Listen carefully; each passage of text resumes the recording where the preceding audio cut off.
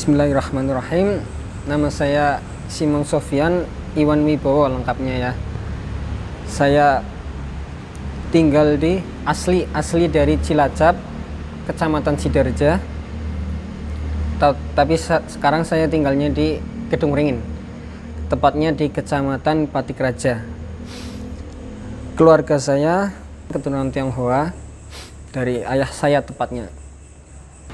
Nah, gimana sih Ustadz proses hijrah dulu sebelum memeluk Islam? Itu kan pasti ada proses yang lumayan lama ya, tidak langsung masuk ke Islam. Proses hijrah di usia yang masih sangat muda, kalau menurut saya sih, di usia yang mungkin seusia itu anak-anak masih lagi seneng-senengnya dolan, kalau bahasa Jawanya tuh main kan, lagi seneng-senengnya mencoba sesuatu, hal-hal yang baru, atau bahkan lagi bandel-bandelnya nih. Tapi Ustadz justru memutuskan untuk berhijrah. Itu gimana ceritanya?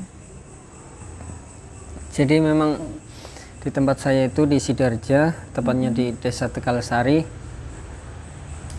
masyarakatnya kebanyakan beragama Islam, sedangkan keluarga saya hanya satu-satunya di situ yang beragama Katolik.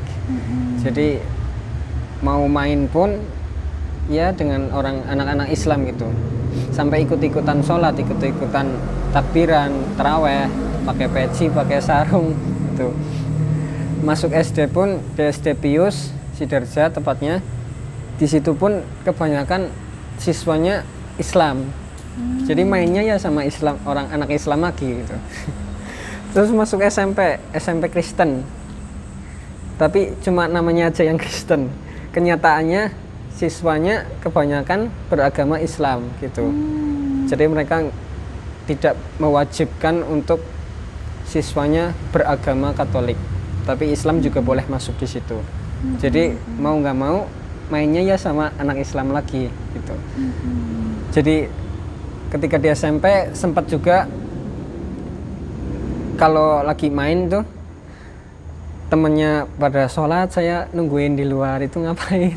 Rasanya pengen ikut gitu, pengen ikut. Cuman sholat. Belum, ya pengen itu sholat tapi belum ada alasan yang kuat buat pindah ke agama tersebut. Toh juga usianya masih sangat muda, SMP.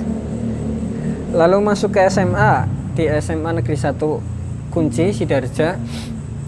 Di situ pun teman-temannya kebanyakan Islam, walaupun ada pelajaran Katolik dan ada pengajarnya, suster lebih tepatnya. Pengajarnya suster, beliau sangat ketat, tapi mau gimana lagi, teman-temannya kebanyakan Islam. Dan ketika di SMA pun saya sempat berjanji kepada teman-teman, saya mau masuk Islam gitu, saya ingin masuk Islam, tapi belum ada keinginan yang kuat. Insya Allah setelah lulus dari sini saya akan mencari-cari lagi agar bisa masuk ke dalam agama Islam ini.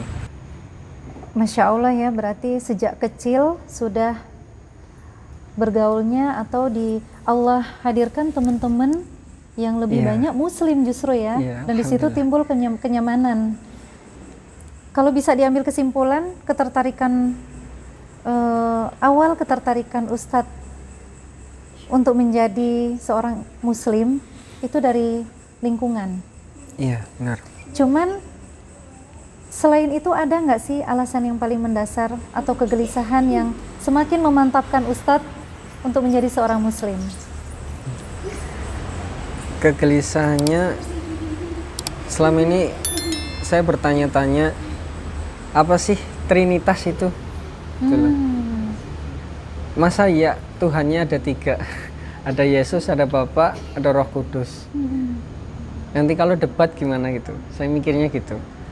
Terus kenapa sih kok harus ada penebus, pengakuan dosa gitu? Sedangkan kalau kita berbuat dosa kan malu gitu loh, untuk mengakuinya malu pasti. Tapi kok ini malah harus mengaku ke Romo. Romo itu kalau di Islamnya ustadz lah ya, ustadz gitu. Kan malu ya, setiap orang pasti malu. Sedangkan di Islam katanya kan Kalau dosa ya udah ditutup aja, nggak usah Iya. dibuka-buka, aib. Iya, Karena itu betul. termasuk aib. Nah, kok malah di Katolik ini malah ada acara pengakuan dosa gitu setiap tahunnya. Dan nggak jelas juga kan kalau kita mati kemana, kita mau ke surga apa ke neraka, itu nggak dijelaskan di situ. Dan setelah saya melihat video dari Dr. Zakir Naik yang disarankan oleh teman saya di universitas, saya menemukan banyak ayat-ayat yang berkaitan dengan Islam. Contohnya di Yohanes 16 ayat 12-nya. Masih banyak hal yang harus kukatakan kepadamu, tetapi sekarang kamu belum dapat menanggungnya. Tetapi apabila ia datang, yaitu Roh kebenaran, ia akan memimpin kamu ke dalam seluruh kebenaran. Nah, ini di sini Roh kebenaran itu sebenarnya kalau di Alkitab yang asli bahasa Ibrani itu Ahmad, bukan Roh kebenaran. Jadi Nabi Isa di sini bilang akan datang nanti Rasul setelahku yang bernama Ahmad, seperti di Al-Quran surat As-Saff, wa mubasysyiram bi rasuli ya'ti min ba'di ismuhu Ahmad. Akan datang, ku kabarkan kabar gembira yang akan datang Rasul setelahku yang bernama Ahmad. Loh, kenapa bukan Muhammad? Betul. Ahmad ini sebenarnya nama sifat, kayak misal Abu Bakar As-Siddiq. Nah, As-Siddiqnya itu sifat, Ahmad juga sifat gitu. Dan masih banyak lagi contohnya di 1 Korintus 11, sebab jika perempuan tidak menudungi kepalanya, maka haruslah ia menggunting rambutnya. Jadi di sini diperintahkan Berhijab. iya bagi perempuan untuk berhijab. Tapi kok malah yang Katolik kebanyakan nggak ada yang berhijab kan? Iya, betul. Nah, itu menentang loh, semua menentang. Dan ada lagi di Keluaran, tepatnya di 3 ayat 3. Lalu ia berfirman, janganlah dekat-dekat dan tanggalkanlah kasutmu dari kakimu, sebab tempat di mana engkau berdiri itu adalah tempat yang kudus. Maksudnya kalau kita mau masuk tempat yang kudus ini maksudnya tempat ibadah ya. Kita harus lepas alas kaki kita. Tapi kok malah kebanyakan orang Katolik itu pakai alas kaki kalau mau beribadah itu. Yang saya alami itu. Kok jadi banyak yang dilanggar gitu. Iya. Dalam Bible mengatakan seperti ini tapi umatnya malah melanggar. Ada lagi di Lukas ayat 2. Dan ketika genap 8 hari dan ia harus disunatkan, diberi nama Yesus, yaitu yang disebut oleh malaikat sebelum ia dikandung oleh ibunya. Jadi di sini diperintahkan untuk sunat. Sunat. Tapi kebanyakan orang Katolik enggak sunat gitu. Iya. Kan saya jadi, waduh, kok ditentang lagi. Ada lagi juga untuk yang mengharamkan babi, nggak boleh makan babi. Ulangan, tepatnya di Ulangan ayat 14. Tidak boleh memakan babi karena dia berkuku belah tetapi tidak memamah biak. Haram itu bagimu. Udah jelas banget kan, haram gitu. Minum anggur juga nggak boleh. Ada juga di Imamat ayat 10. Dan masih banyak lagi. Jadi sebenarnya semua itu ada di Bible ya? Ya, ada di Bible yang asli. Asli. Karena sekarang Bible itu udah banyak revisian. Contohnya ada perjanjian baru, ada perjanjian lama. Nah, itu di perjanjian lama sebenarnya banyak. Yang berkaitan dengan Islam tuh banyak. Rata-rata di perjanjian lama. Saya kan jadi, wah, kok ini katanya firman Tuhan, katanya perkataannya Tuhan, kok malah direvisi? Berarti manusianya lebih pintar dari Tuhannya gitu. Dan saya sempat mikir, oh berarti orang Islam itu lebih mengimani Yesus dong. Betul. Lebih cinta sama Yesus daripada orang Katolik itu sendiri. Karena justru menjalani apa Ya, yang menjalani. Yesus sampaikan di Bible ya. Benar banget. Setelah 3 tahun menjadi seorang Muslim, mempelajari Al-Quran, membaca Al-Quran, menghafal bahkan ya. Iya, alhamdulillah.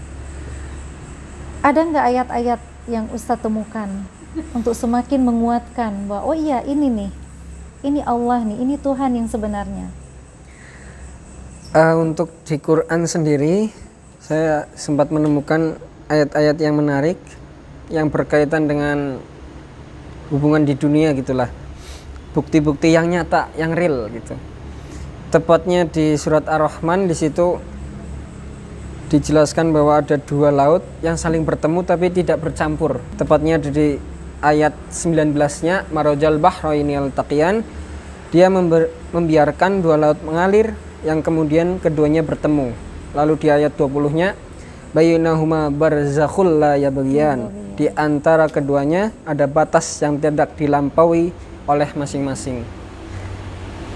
Tepatnya itu selatnya kalau nggak salah selat Madura. Selat Madura.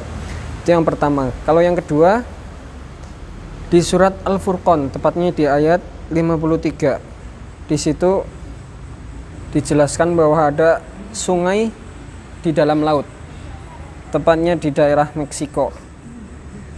Ayatnya artinya, dan dialah yang membiarkan dua laut mengalir berdampingan, yang ini tawar dan segar, dan yang lain sangat asin lagi pahit, dan dia jadikan antara keduanya dinding dan barat yang tidak tembus. Masya Allah ya. Iya. Itu baru sebagian kecil.